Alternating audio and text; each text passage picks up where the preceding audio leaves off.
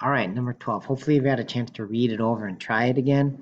So basically, if he goes the individual game route, it's going to be just $14 times however many games he goes to.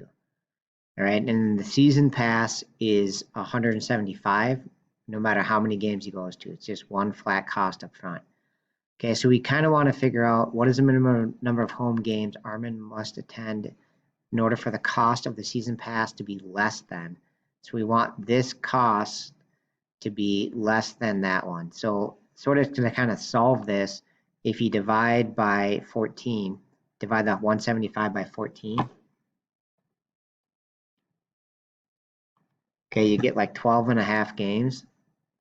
So anything over 12 and a half games, it'll be more expensive to do the individual game. Okay, so basically, if he's going to see more than 12 and a half games, he should get the season pass. If he's going to see less than that, he should just pay per game. So let me read it one more time. So in order for the cost of the season pass to be less, what is the minimum number of games? So if he attends 13 games, then it would be less to buy the season pass,